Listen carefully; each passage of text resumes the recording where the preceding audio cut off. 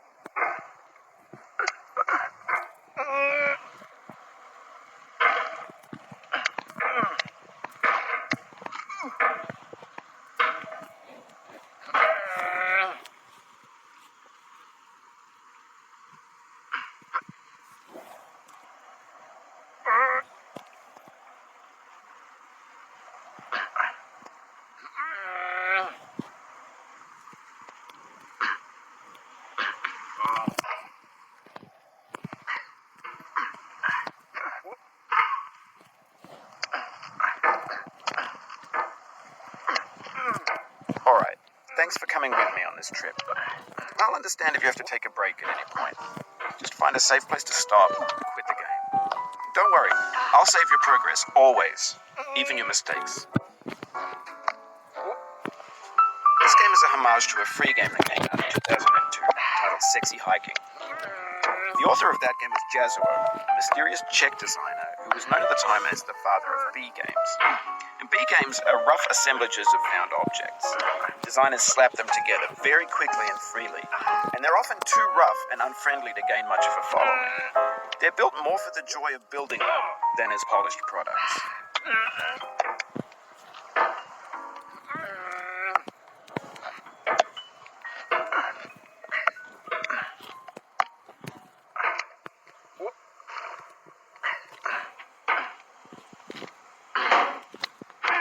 In a certain way, Sexy Hiking is the perfect embodiment of a B game. It's built almost entirely out of found and recycled parts, and it's one of the most unusual and unfriendly games of its time. In it, your task is simply to drag yourself up a mountain with a hammer. And that act of climbing, in the digital world or in real life, has certain essential properties that give the game its flavor. No amount of forward progress is guaranteed. Some cliffs are too sheer or too slippery, and the player is constantly, unremittingly in danger of falling and losing everything. Oh, you just lost a lot of progress. That's a deep frustration. Real punch in the gut.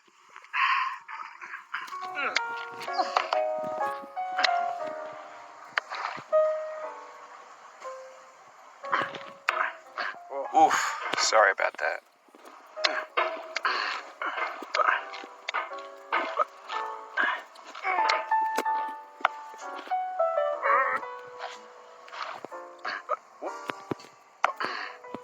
Oh, it happened again.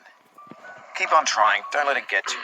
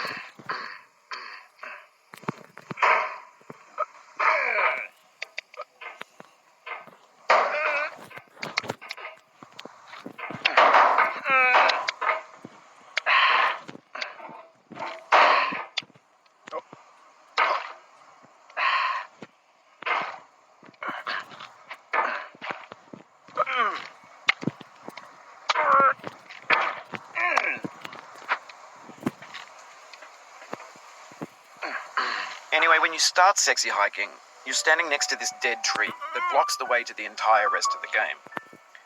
It might take you an hour to get over that tree. A lot of people never got past it.